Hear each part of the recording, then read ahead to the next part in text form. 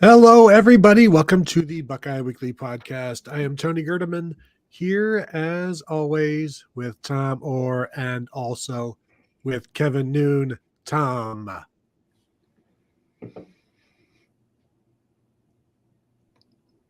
How's it going?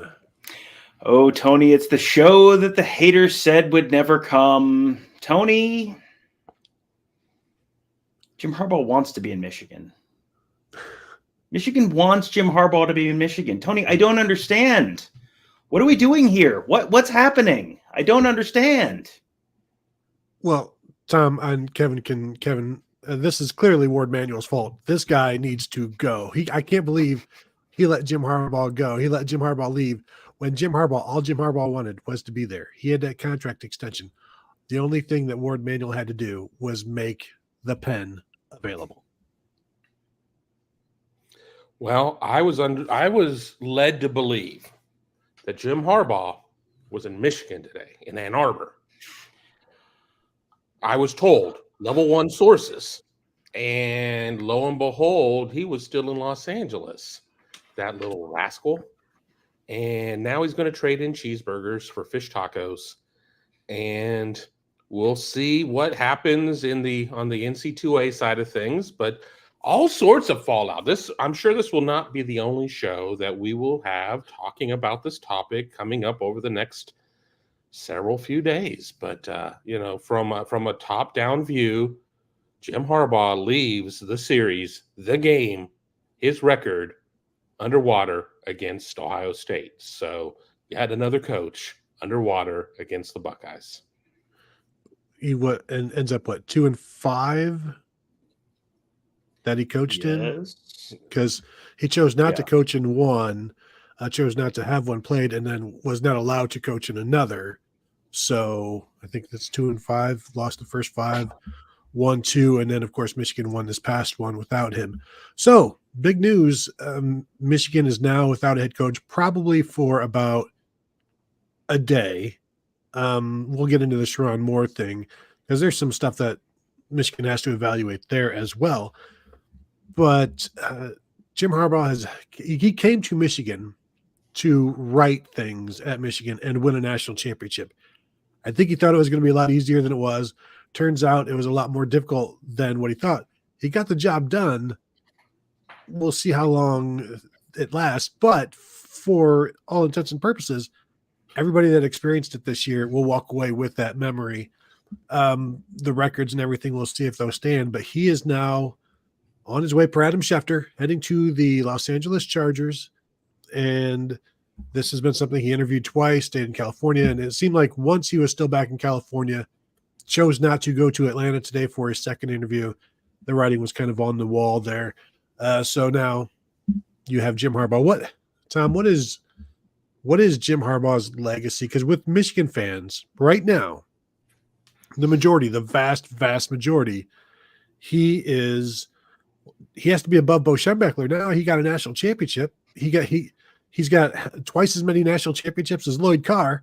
So I think right now, is he the greatest Michigan head coach of all time, modern football, but it's still, it's a clouded legacy, but leaves on the best of terms, and Tom, also the possibly worst of terms.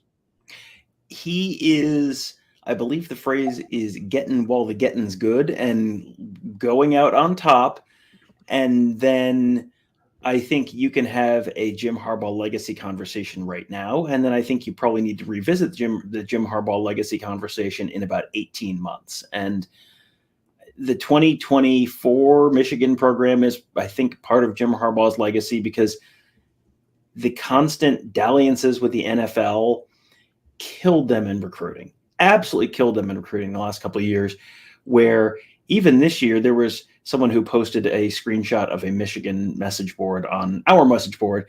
And the person said, we won the national championship 2 weeks ago. And like the national championship bounce is already over because Jim Harbaugh can't stop screwing around and, chasing the NFL every single offseason. And I think they kind of got a little bit of a perfect storm in 2023, and they have the trophy. I mean, none of this negates the fact that they have the trophy, but they had the enormous senior class, and you really didn't have, outside of maybe Georgia, you didn't have the team that's at the tippy top of the sport in the way that you have in several previous seasons. There was not a 2021 Georgia, if you look at, SP plus rankings or FEI or whatever, whatever sort of advanced statistical metric you want to use to compare teams across the years. There was not an elite team this year in the way there has been in several previous seasons. So, they got hot at the right time. And, I think, and, he is certainly, like I said, going out on top. And, you want to compare him to Bo Schembechler. He did two things that Bo Schembechler either never did or almost never did. And that's just this month. He won the Rose Bowl and won the national championship. Bo, I think, only won one Rose Bowl, I think. It was one or two in like 9 tries, and obviously never won the national championship. So, yes, there's that. And Michigan pushed all their chips into the table on this year, and they cashed their bet. But, the pit boss, I think, is still looming over their shoulder a little bit. Super chat from Ryan Dawes. What are the top 2 positives for Ohio State with this news? Kevin Noon, give us the first of the 2 positives for Ohio State. The first one is now Ohio State can be focused on just beating Michigan, not beating Jim Harbaugh, not having to sit there and undo these evils of Connor Stallions, the vacuum sales repairing spy, or anything like this. It just gets back to our guys against your guys, and we're going to go out and we're going to play football, and we're going to restore order. But there's no getting back at Jim Harbaugh. There's none of that stuff. That's all gone. That just all evaporates at this point. Now, that doesn't mean that people are going to forget the cheating allegations and be wondering when the NOA is going to come out and everything else. But it's not going to be a case of, will he be on the sideline? Will he not? Will he be suspended again? What's going to be that situation? While you don't know who the Michigan head coach is going to be, I mean, wink, wink, it should be Sharon Moore, you would think. I mean, obviously, we've heard some rumors out there that, could Brian Kelly be a dark horse candidate or whatever? I know, but I'm just saying. But for the first of the 2 points to Ryan Dawes' super chat, I just think it removes the Jim Harbaugh piece of the equation. And to some people, they're going to say, well, that's not positive. But I think that when you're dealing with trying to get back on the right side of the rivalry, get some of that noise out of there. And that noise is going to Los Angeles. I'll go with another one, is that every time we've seen a coach leave this year, the program gets wrecked from transfers. And they've talked about maybe mitigating that with an internal hire, but we're still learning how the transfer portal era works with coach departures. And it has not gone well for coaches that have left and gone somewhere else, or for programs where their head coach has left. So this is going to be interesting to see what they can do to hold guys from leaving, and maybe an internal hire helps that and makes it more seamless. And it's like, this is the same program. You don't need to go anywhere. This is all, the foundation is the same, very much like Urban Meyer handing over the controller to Ryan Day. I don't think the Buckeyes lost too many that year in terms of transfers. So now obviously it's a different time, but I think you're trying to keep as many as you can from leaving. And there are some guys, I saw people saying, I want Mason Graham. Like, there are some players at Michigan, Mason Graham, Will Johnson, will have some opportunities to go wherever they want. And more than that, the other defensive tackle there as well, Kenneth Grant, will have opportunities if they want to explore things. And we have seen people jump into the portal, and I think maybe jump in the portal, see what the market says, and then if they want to come back, you can. And I'm sure at this point, Michigan will take anybody that wants to come back. So I think that's going to be a tough and I see somebody else mentioning Jordan Marshall, keeping the class together. That's, you got this 30-day window of guys who, some of those guys, I'm going to assume most have enrolled in terms of their class. I don't know exactly all of the early enrollees, but whoever hasn't enrolled can just dip out if they want. And so it's going to be a shakeup of a roster as well. And it'll be interesting to see how well they can do keeping that together. Yeah, that is sort of the new challenge of this kind of thing. And I think Michigan has two things going for it right now on that front. One is we're very, very likely looking at an internal hire. It would be a big, big surprise if it was not Sharon Moore replacing Jim Harbaugh. If it's an internal hire, that mitigates a lot of that, especially if it's an internal hire that, if we all know that's the plan, and we've all known that's the plan, the break glass in case of emergency plan for multiple weeks now, guess what? I'm guessing all the folks in Schembechler Hall know that as well. So that's probably going to mitigate some of it. The other part of it is virtually all of the draft eligible underclassmen and all the seniors, they all left. I mean, there was a small handful that came back, but they've lost virtually half of their roster. So that's already sort of baked in here. So yeah, I mean, that's not good news, but that's half of your roster that's already out the door that you have sort of planned for to a certain amount. You can sort of plan your long-term roster construction based around, you have all of these draft eligible guys. And Jim Harbaugh at Big Ten Media Days last year said, I think they had 20 guys who might get drafted. If he knew about that last July, player personnel folks are able to plan around that to a certain degree. Dalton Wood, thank you for your super chat. Jordan Kapler, thank you for your super chat. Jim should take Tom with him. Jordan, I'm not really a Southern California type of person. The traffic, it's a lot of people. You're not cool enough. That's certainly one interpretation. Every time I go out to the Rose Bowl, that's really the only time I'm out in LA at this point, is when Ohio State goes in the Rose Bowl. And for the first day, it's like, wow, the weather's really great. And it's like, boy, it takes like an hour to go 3 miles on like a Tuesday in the middle of the day. This isn't that cool. And then about day 3, I'm like, all right, when's our flight home again? If the Rose Bowl was not in LA, that would pretty much be the end of my positive associations with Southern California. So no, I'm probably, oh my God, what an old lady. Probably not following him. Dalton Wood said, do we see a portal exodus like we did with Bama? I mean, we talked about it a little bit there, but I mean, how many more guys do you think they potentially lose? Because there is a certain amount of finish the job, hang the mission accomplished banner, and then if you do want to go, if you at least enter the portal, well, that improves your leverage in terms of NIL for coming back or NIL for leaving. Well, and if you just go through their roster, Donovan Edwards would probably be coveted by some people. Receivers, they're okay, but they're nothing special in terms of like everybody's going to be coming for them. I don't mean to say they're nothing special, but the market isn't all that great. Colston Loveland, I think anybody in the nation would welcome him. The offensive line already all left. They've got their 7th offensive lineman back as their best guy returning. So the other thing in this, they have to go to the portal to replenish as well. And so you're not going to be able to do that until the spring. And so you obviously, and who knows what the NCAA is going to be saying around that time as well. So good luck if the NCAA comes in around March and tells you what's going to happen, and you're going to try to lure guys in there from April 15th to May 1st, something like that. But defensively, they've got a good secondary. Plenty of teams are going to be like, hey, Alabama's going to be like, hey, we just lost a free safety. You got any of the free safeties over there?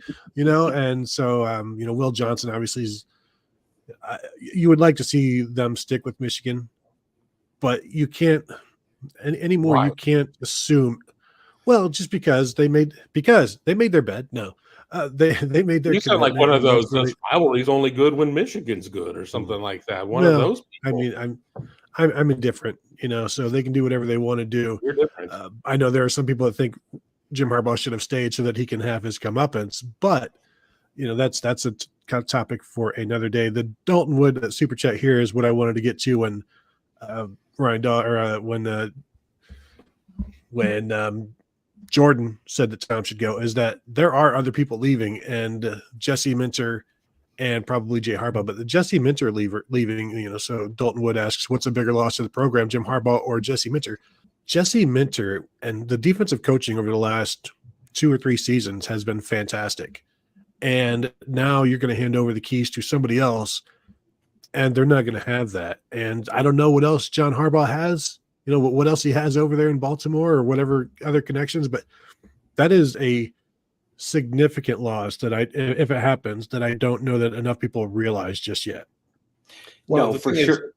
I'll be quick here, is that I'm not convinced Mike McDonald's going to be in Baltimore anymore. So I don't think Jesse Minter was going to be in Michigan regardless in 24, because Mm-hmm. if Mike Macdonald goes and takes a DC job somewhere else and leaves the Ravens, John Harbaugh is going to say, "Oh, bro, I need my guy back," and he was going to go to Baltimore. So I think Minter is probably the bigger loss. I know that that Harbaugh is, the figurehead and everything else, but when we look, what exactly do you do here? I think I'm putting more of that on Jesse Minter. Well, I think you look at the Michigan defenses 2021 through present, and that coincides with the Connor Stallions era. It also coincides with the John Harbaugh doing a European soccer transfer loan kind of program with assistant coaches to Michigan. And it was Mike Macdonald, then it was Jesse Minter, and it was just a completely different program over those last 3 years with those guys there. And Jim Harbaugh, being someone much like Ryan Day on the offensive side of the ball, that defensive coordinator, that's his show. He is running the show. That's not Jim Harbaugh's weighing in with lots and lots of thoughts on the nitty-gritty specifics you've got to run. That is the defensive coordinator show. So, the reporting out of a lot of Michigan folks, I was just checking Twitter, Aaron McCann from, I believe, the M Live group, Austin Meek from The Athletic, everyone is sort of speculating on the same basic names that we've seen over the last few days. Jay Harbaugh leaving, Jesse Minter leaving, and then potentially the strength coach as well, Ben Herbert. He is another big piece of that program. That's someone that is, we talk about the defensive coordinator is the head coach of the defensive side of the ball when your head coach is sort of on the offensive side of the ball. The strength coach is your head coach for a huge chunk of the offseason. So if you lose Jesse Minter and you lose Ben Herbert, boy, you are really starting from scratch. And, I see the folks in the comments that Sherrone Moore is 1-0 against Ohio State. I mean, yes and no. Sherrone, that was not Sherrone Moore's program. That was not Sherrone Moore's defense. That was, that Sherrone Moore was just not even having to run the show during the week. He was just the guy on game day. So yes, he's 1-0, but also, Bill Stewart was 1-0 as the head coach of West Virginia, and then they hired him for a long-term thing. And then how did that work out? Well, it turns out that being the temporary guy for someone else's program is not actually the same as running your own program. So that's something to keep in mind. David Greenshield says Michigan back to the Rich Rod years. I don't think it's going to be. I don't think they're losing to Toledo this year. I don't think they're going 3-9 this year, but I don't think they're going 15-0 or 11-1 or even 10-2.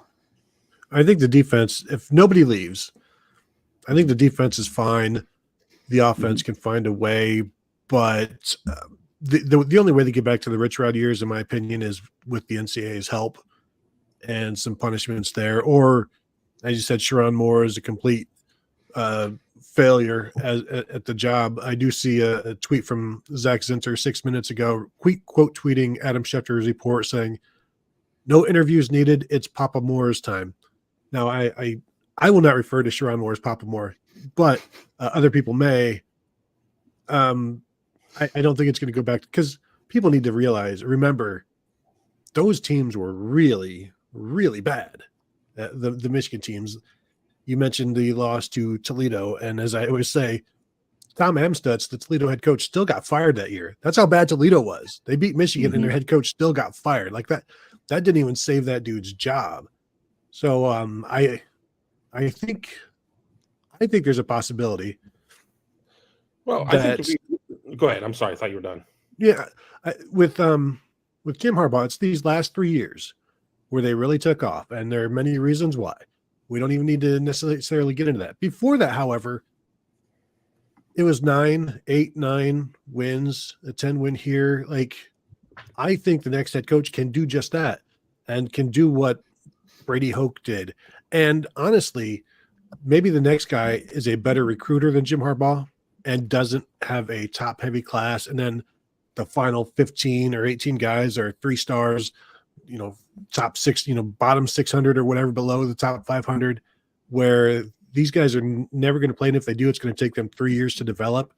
I think the next guy, maybe they can find a better recruiter. Maybe that's Sherrone Moore. Players love him, so maybe recruits will as well. And go ahead.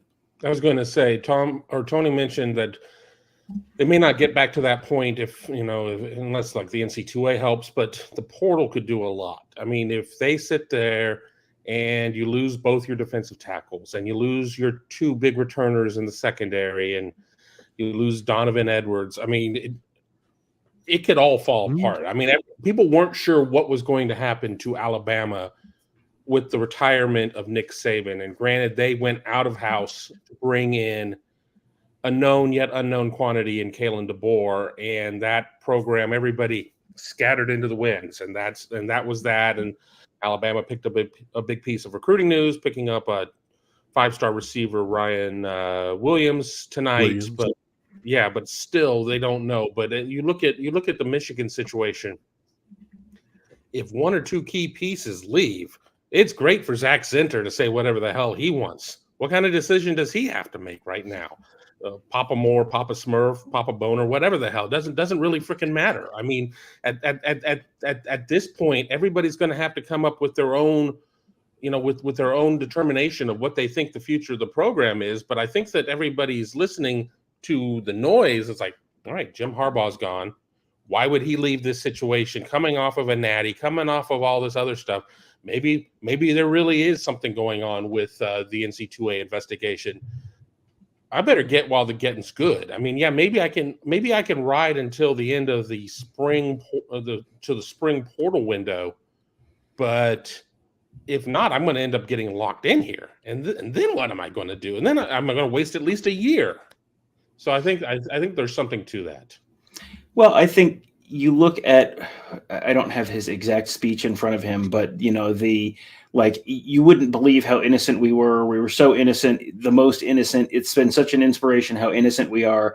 And then you're coming out, and universally it's being reported that your big demand when you're coming back to Michigan for a contract is, I need immunity for all of the NCAA stuff that definitely was not, all the stuff we're innocent about. This is going to live or die on whether I have immunity for that. And I can't get fired for all the stuff that definitely didn't happen. There has been this real disconnect of reality between the reporting on the Michigan side of this whole thing since about mid-October and the stuff we've been talking about here. And I will once again point out that, boy, if you look at how some people are reacting right now that the season's over, they got through their season, they all quote tweeted bet, they pushed all their chips in, they got their championship. And boy, as soon as that happened, Santa Ono didn't show up for the parade. And Jim Harbaugh wants immunity in his contract. And now he's leaving Michigan, although everyone couldn't wait to tell you that, oh, no, he wants to stay. All he wants in the world is to stay. I'm hoping people are starting to get it if they've been thinking that we're the crazy lunatics and no, actually the real story here is Ryan Day's family and some PI. And right. I don't want to spoil the surprise, but I have yet to hear that the SWAT team has crashed through the windows of the Woody Hayes Athletic Center to arrest Ryan Day for private investigator related crimes. I'm starting to think, Tony, that might not actually be the real story here. Rico takes some time, just so you know, Tom. You got to, a lot of people involved, red tape and stuff like that. I want to talk about this because this super chat from Omar Austin. If punished, does the NFL make Jim Harbaugh serve a suspension a la Jim Tressel? I have talked until I am blue in the face on Twitter and on anywhere I can about these totally separate situations, and people's memories about this have been all wrong. First of all, Jim Harbaugh has not been suspended for anything. So Jim Tressel voluntarily said, "Hey, why don't you let me match Terrell Pryor's suspension?" And the Colts were like, "Cool, let's do that." It was 6-game suspension. He was coming in to be a instant replay assistant, official, in terms of I'll help you on game day to tell you when you should challenge a play. And so Terrell Pryor gets his 6-game suspension, 5-game suspension carried over from Tatgate to the supplemental draft. And so Tressel, being the upstanding guy he is, says, you know what, let me match that. And Roger Goodell comes out a few days later, a year later, whenever it was, I would have matched it. I would have suspended him for that, as if they hadn't done it. I would have. So it's one of those things. And The thing is, I don't see the NCAA coming in and saying, with all of these penalties that they eventually hand down, also saying, and Jim Harbaugh, you're suspended for 6 games. Like, Jim Harbaugh's not in college football anymore.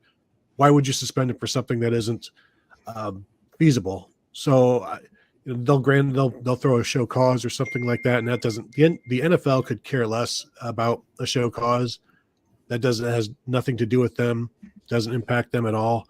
So there will be no carryover of anything, because the only way there would have been, in theory, is if the NCAA handed a suspension down now, and then he carried that with him, and that still wasn't going to work because Jim Tressel wasn't a head coach in the NFL. Terrell Pryor was a supplemental draft quarterback. Like, those two things are way below what a head coach is, and there's no way the league or the Chargers are letting their head coach be suspended for any amount of time for something that happened way back when. So it's not going to happen. No matter how many times I say that, and thank you, Austin, for that. I'm not yelling at you, Austin. I'm yelling at everybody else and not even yelling. Just, I tweeted it out or something, and people are like, "Oh, but remember Jim Tressel?" And then I have this stupid urge, the stupid need to be like, "I'm the well actually guy," and it's like, why do I do it? Everything you said there is correct.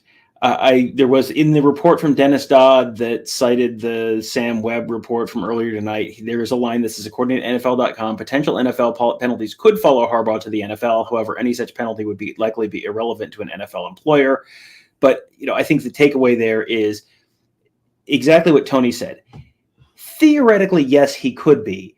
But if he's no longer a college head coach, then the NCAA is not going to suspend him. They're going to issue a show cause, and a show cause is not something that there's really an equivalent for in the NFL. So I think the answer is technically he could be, but likely, as Tony said, he's not going to be. David Greenshield says, I heard Connor Stallions applied for Kevin's job at Buckeye Huddle. Kevin, I hear he is very good with a video camera. Only a cell phone. Not like professional grown-up equipment. I'm not worried. Back to the earlier point, I do think, though, that the NCAA could still issue a waiting for you if you come back suspension. If you come back, this is waiting for you, because I'll let you in a little secret. Jim Harbaugh has been a bit of a flip dick, and he could sit there and bounce around from the NFL to the NCAA to the NFL to the NCAA. And I think that you just want to sit there and have maybe a deterrent, if you will, waiting for him if he goes 3-4 years in Los Angeles and it doesn't work out.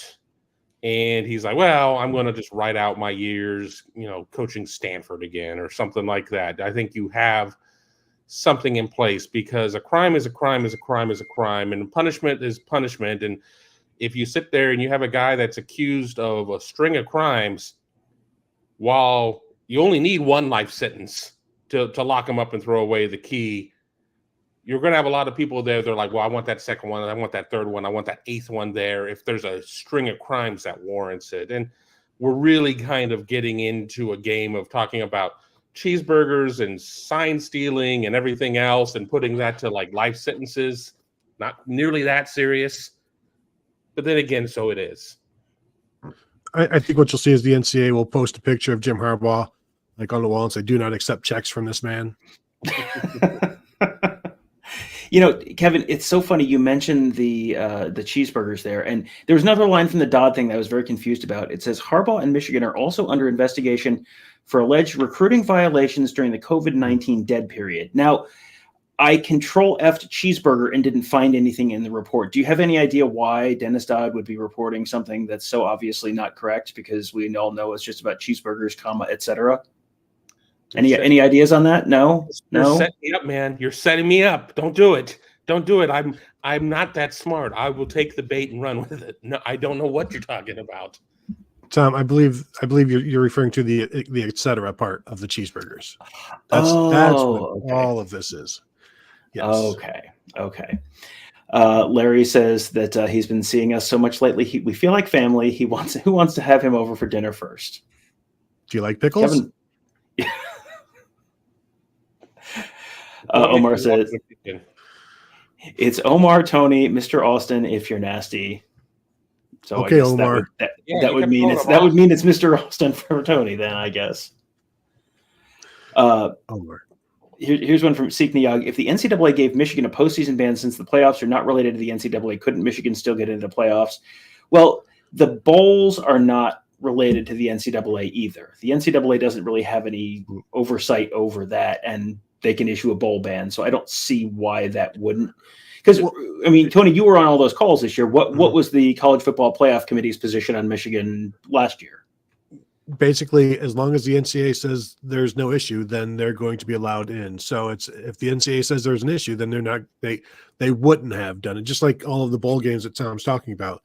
The NCAA, they don't run the bowl games, but the bowl games won't bring in somebody that the NCAA has banned. So the CFP is going to operate the same way. At least that's what they have done, or that's what they've talked about. But I don't think has there been a bowl ban since the CFP started? Because even Penn State, I believe, was their bowl ban lifted for 2014? They were banned for like maybe 2 years, and then it got lifted because they just felt so bad about all of the penalties. Like, who else has been? That's right. Yeah, I don't remember anyone getting a postseason ban the last few years. Now, I think you could also have functionally a college football playoff ban if you have scholarship restrictions and that kind of stuff. Because, you know, we talked about the fact that there is a step back very likely going to happen for Michigan. And, you know, there's a step back very likely going to happen for Alabama as well. Oh, Arizona State 2023 bowl ban. There you go. But I believe that was self-imposed. That was a long time ago. Well, but I think they self-imposed that, right? I mean, like, right. Wasn't it like maybe we're not going to be very good. Let's. Yeah, I feel like that was either late summer or early fall when they kind of looked at either looked at fall camp or looked at the first game and kind of went, nope, this isn't going to happen. But yeah, you have not had a significant program that would be a playoff contender, certainly. Mike Farino says the timing of this probably the best for Michigan, isn't it? Really hard to transfer and get eligible for spring at this point. And if players wait for spring, it gives the new coach time to settle the players. That's great. Yes and no. I mean, it's true, but for example, I happen to know the dates for Ohio State because for obvious reasons. But at Ohio State, your last date to add classes without petitioning was Monday or Saturday or something like that. It was the 19th, I believe. So guess what? If Will Johnson wanted to come to Ohio State, and I don't think Will Johnson is going to come to Ohio State as a Michigan legacy, but, you know, hypothetically, if you pick a Michigan player, wanted to come to Ohio State, I'm sure they would probably be able to get the paperwork through to get him into class. So it's not like this is a prohibitive thing. There are also certain schools that are on the quarter system. There was someone who wrote about that earlier in the week, and it's Northwestern and UCLA and like a handful of others, maybe Oregon or Washington. There are a handful of schools that are in the quarter system, so those schools get them in. It's certainly not bad timing, but I'm also guessing that Alabama is going to be looking to restock the cupboards and might, you know, make some back channel inquiries about guys. I will be interested to see whether all the Alabama folks think that is ruining the sport in the way that back channel, NIL, yada, yada, yada was ruining the sport 7 days ago. You mentioned Northwestern. There's no way those credits will carry over, Tom, so I don't think that's really an option. The timing don't carry over to Ohio State. We found that out on 2 occasions. Yeah, that's a good point with the Pala'i Naoteote and Parker Lewis, who could lose and did. The timing is interesting to me because like you've got 30 days, you could still jump in and I'm just going to hang out in the portal. I'm going to take a quarter off. I'm going to take a semester off and I'll join in, you know, in spring where, you know, something like that. But there have to be avenues for players to get in somewhere. They have like these Maymesters, they have like half semesters. So like you can still massage things and football players are always going to get the cream of the crop in terms of the preferential treatment, things like that. That's the way it's always been. That's the way it's always going to be in terms of class availability. Who knows? They could end up kicking somebody out because the football player needs your chair. And you're just like, I understand. As long as it lands on somebody in the portal, I'm willing to give up my seat. I will be tribute to a 5-star All-American type of player, but it does give Sherrone Moore or whoever else time to just reassure these guys. But man, people are jumping in quick now, so we'll see if anybody. We'll see. We've got about 30 more minutes of this show. We'll see if anybody jumps in by the time we're done. All right, let's hit a couple more. Here's one. We've got some Michigan fans. We're going to address some stuff here. Ralph Melvin says, George Steinbrenner graduated from your school. He was actually an assistant under Woody Hayes. I don't know if people necessarily know that he was an assistant, like student assistant for the football program. He did the same thing you guys are trying to do, buy championships. Again, Ohio State, Tony and I just did a show on this. Ohio State has brought in 6 guys through the portal so far. 6. They brought back all of their underclassmen. That's what they did. Do you know another program that just did this very same thing literally a year ago, had a big splashy NIL campaign with a big branded thing about bringing back their underclassmen, using NIL to bring back their underclassmen? I'm going to wait. Does it sound familiar to anyone? Because the phone was called One More Year. Something like that. Or maybe it was Those Who Stay. I don't remember. And that same school is actually doing a new thing now to get their same players. It's the darndest thing, but that's different because reasons. Michigan, Tony, has never brought in any, mercenary award-winning players to the transfer portal. I mean, off the top of my head, I can't think of a single, say, Remington finalist who they've brought into the transfer portal in recent years from another school. I'm sure there was no NIL involved there. Tony, this is a totally different thing. I mean, it's a totally different situation because reasons. The irony here is that George Steinbrenner gave a lot of money to a Michigan football player, gave more money to a Michigan football player than he ever did to an Ohio State football player. And that was quarterback Drew Henson to come play third base for the Columbus Clippers. So, hey, that was one of the great purchases in Ohio State history. Didn't lead to any immediate wins, but it got Drew Henson out of town. George Steinbrenner, also they have the band entrance, the Steinbrenner Ohio State band entrance. I think that's named for his wife. I think that's named for Joan Steinbrenner. Or Joan, yeah. Yeah. But yes, George Steinbrenner was closely affiliated with Ohio State, but that was not he's not the example you want. Also, George Steinbrenner was under investigation for, if you remember, hiring a private investigator to spy on Dave Winfield. So once again, I'm not sure the Ohio State side of this is the best direct comparison right now for stuff George Steinbrenner did. Super chat from Jordan Kapler. I think it would be wise for Washington to try the hardest to pillage Michigan's roster since they're coming into the Big Ten and also have a depleted roster. Thoughts? Jed Fish also has the Michigan Jim Harbaugh background, so maybe he's got some familiarity and can swing some things there. But I think we'll be fascinated to see where these guys go or if they go at all. But Jed Fish does need to pick it up because you can't just bring in Arizona guys, Kevin. Well, you can't. And part of the issue, too, is that Jed Fish pissed off one of the big donors in Arizona. And he's like, well, I wanted to sit here and pay to keep everybody here. So Jed Fish is not getting that pipeline as much of players up there. So he's going to need to find them somewhere else. So I'm sure maybe he can go full Illinois and set up a little satellite office in Ann Arbor and see if he can get guys to stop in, kind of like your local recruitment office for the armed forces. Well, Fish has been known to do that, just FYI. All right, a couple more. Paul Day responding to someone saying, only pointing out that OSU folks got super interested in bans and vacating games exactly when Michigan took over the rivalry. Yes, so there's a correlation causation problem there, because you're suggesting that the interest in bans and vacating games correlates with the Michigan winning, which it's true, but I think you may have the causation reverse there, because I think there's something that may have helped cause the swing in the rivalry, which might actually also be the root cause of what, there's nothing to vacate and ban if there's no violation. So I would say the violations might be more the root cause of Ohio State people saying that maybe there should be some violations. Mike Farino says Steinbrenner was also very successful at buying championships. The first decade without a Yankees World Series came after his death. That would be the 2010s, and they're off to a rip-roaring start in the 2020s as well. I regret to inform you.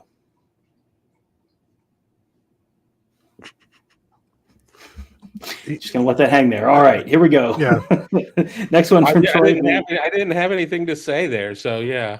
Next one from Troy V. You guys are crazy. They ran the cleanest program ever. Every team suspends their coach for at least 6 games. Come on, man. I think that's just cautionary suspensions. Like, hey, this is like a scared straight type of thing. Like, your kid's not really doing bad. He's just maybe cussed at a teacher. Like, hey, let's call the cops to scare this person straight. They suspended him for 3 games to scare him straight, and they suspended him for 3 games at the end of the season to, scare him back crooked. Woody Alexander says NCAA may vacate 2021 and 2022 wins, but I think they will leave the season be and not vacate the NCAA title. Not the players' fault. I mean, I think let's leave the last sentence out there. They don't care about fault, right? Let's leave the last sentence out there because that's a whole separate conversation. I am expecting 2021 and 2022, and I think 2023 is a little more of an open question. Obviously, they played 7 regular season games, so more than half of their season was played with Connor Stallions on staff, and whatever they're able to prove was going on. So, I think there's an argument to be made that the NCAA thinks it is not a great look when it has to vacate a national championship. So will they do that?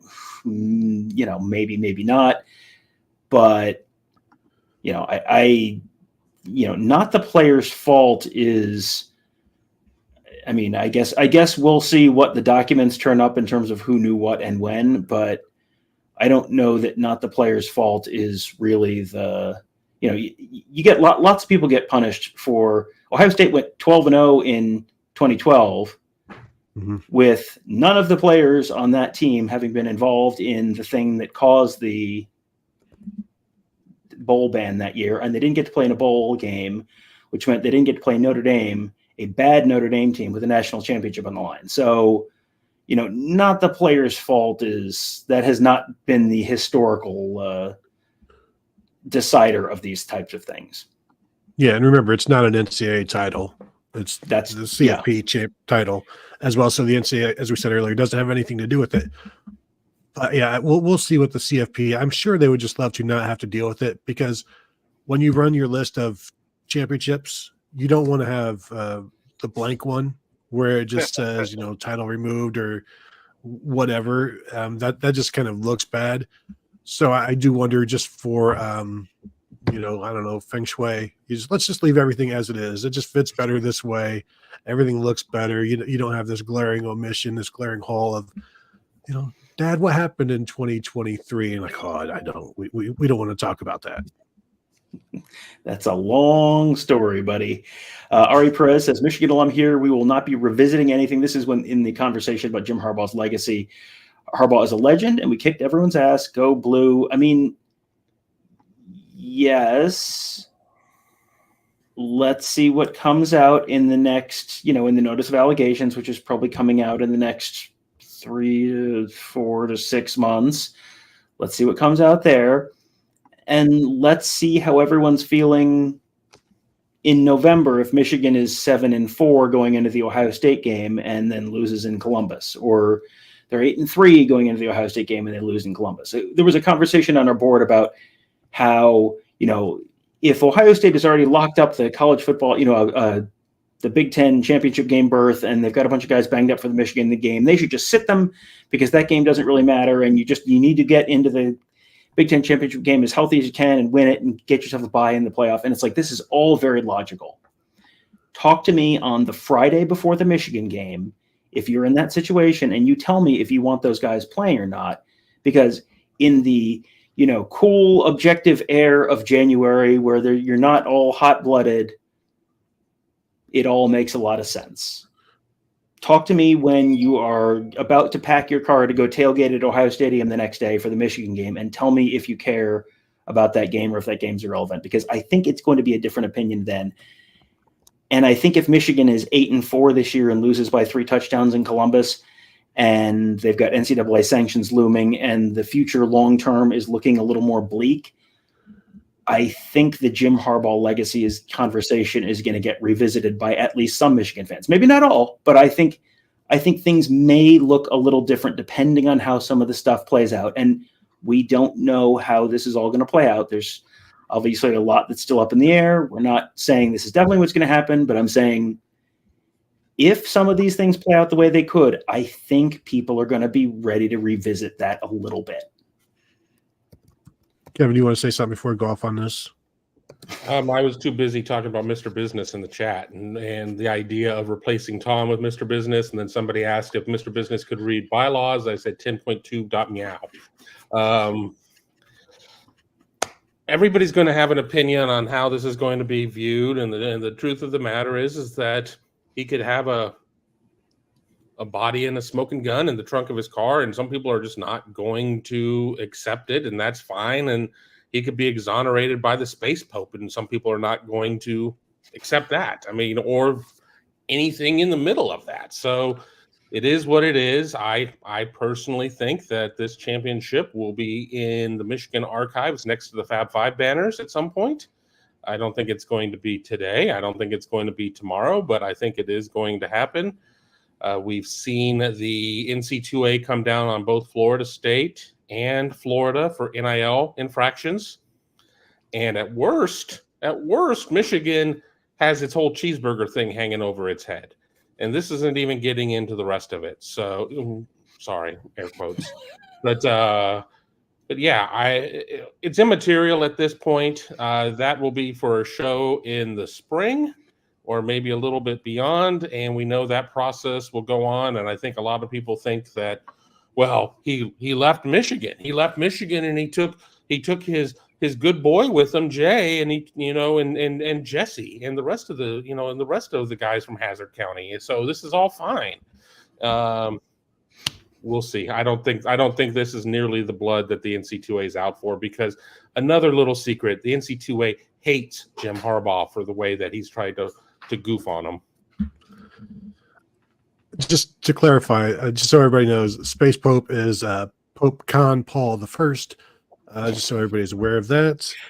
I assume this was definitely one of these like random Star Wars things or something that I didn't know about. No, Star Trek. Oh, well, Star Trek almost. 2: The Wrath of Khan. Space Pope was more from Futurama, but all right. Well, anyway, anyway, I want to go back to the Michigan fans loving Jim Harbaugh, because I always found it interesting. Florida fans, after Urban Meyer won 2 national championships and left after the 2010 season, a lot of them hated him for leaving, for the way he left.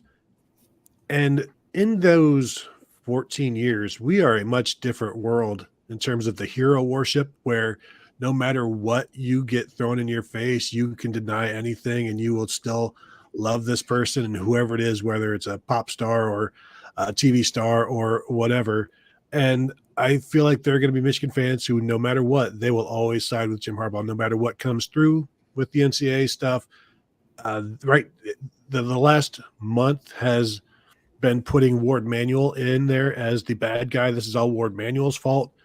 And in the last couple of weeks, wanting this immunity clause, and Ward Manuel and Michigan not going for that, putting Ward Manuel again in the crosshairs of the fan base in terms of this is the guy that has chased Jim Harbaugh away. Jim Harbaugh has left on his own accord, has wanted to leave, has tried to leave now 3 years in a row, and has finally gotten a job offer, and so he has taken it. And so there will be Michigan fans who are like, go, good. You did everything you could for us. You shouldn't have to be bothered working with Ward Manuel anymore. We'll be okay. Thank you for everything you did. We love you. You will never do anything wrong. You could not do anything wrong. And if you did do something wrong, we'll need to change those laws. Those laws don't apply to me. I would like the purge, the contract, but 365 days a year, not just one. See, there's a pop culture reference for you. Super chat from Sean. Harbaugh running away from the NCAA shows what level of coward he truly is. Tonight, their fans are eating a booger to show their appreciation for him. he That has would be a clearly, cheeseburger. he has clearly, etc. He has clearly wanted to be back in the NFL, and I think wants to win a Super Bowl. His brother won a Super Bowl. He came so close to winning a Super Bowl. Mm-hmm. He wants to do it. Like, that has very clearly been a thing for him. It's the timing here is interesting because his motivation to get out of town right now with all of the other stuff lingering, and you can't tell me it's not a concern. If his big question about his contract was being indemnified and held harmless and unable to be fired for any of these NCAA allegations, you can't tell me that he wasn't worried about them. You can't. I mean, his own actions, as reported by, some of the most house organ media up in Ann Arbor, they're the ones who are telling you this. So, okay, this is what Michigan thinks. This is not spin from the haters. This is straight from the mouths of the people who are, they don't have offices in Schembechler Hall, but they might as well. Okay, that tells you he's concerned about it. So that is there. That's motivation for him to get out of town. Also, he just won the championship. So then that's something that, NFL owners can look at and go, ooh, shiny, and make him more attractive to them and make them more likely to give him all the stuff that he wants in terms of control of player personnel and big contract numbers and all that kind of stuff. So, but to the point of the question here, you can't tell me that the NCAA stuff wasn't a factor, because all the people around the Michigan program are telling you this was his big concern. So very clearly this was a factor. I need to run. I have an appointment that I had made previously before our evening was rudely interrupted. So I also am going to take the San Diego Chargers job. I'll see you guys later. One last thing before we do get out of here, because we do have to get out of here. I've said on the show before that I was told when Jim Harbaugh was hired that he told Michigan, I'll give you 3 years and then I got to get back to the NFL. So he was going to get the ship righted, win a national championship if possible, and then go. And I do think no matter when he would have won, if he would have won a championship at any point between 2015 and now, Kevin, I think he would have left. But the timing of this is it does not make him look good in some light, and in other lights it's like, well, of course he's going to leave after winning a national championship, but also you've left behind quite a mess.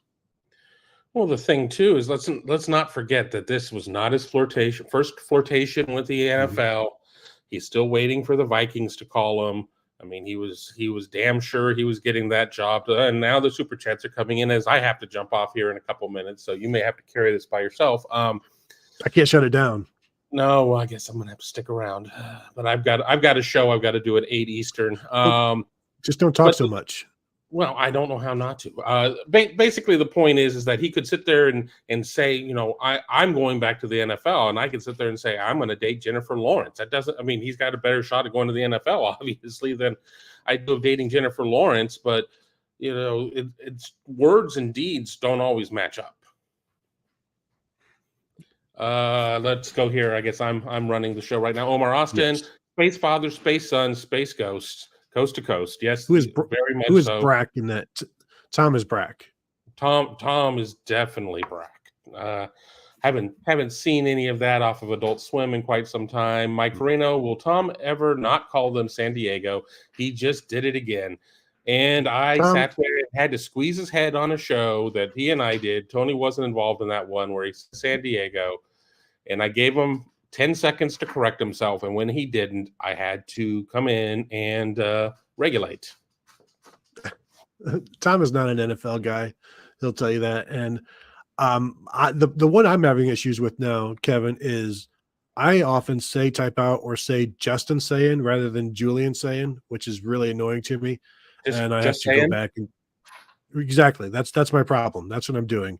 And so that has become an issue. I will eventually get that worked out. But that will do it. Kevin, you got anything else before we go? No, that is it. Be sure to keep it locked in here on the channel. I will be starting my expanded schedule of Big Me kickoffs starting tomorrow. The first one will be taped. Have a new presenting sponsor, so we will unveil that one tomorrow. But that's all I've got other than that, doing this other show at 8, and reading Twitter and seeing Rome burn. Well, I'm going to have to go write a column about Jim Harbaugh leaving, so we'll see if I can get that done tonight. I can't make any promises, but I did create a fantastic AI image that I can't wait to use. So that will do it for us. I want to thank you all. If you have not yet hit this thumbs up, please do so. We would appreciate that. Of course, you can find us at buckeyehuddle.com, where you can become a member and check in with us there on the message board as well, and also all of the content that we have behind the paywall. So thank you all for tuning in, and we will talk to you guys later.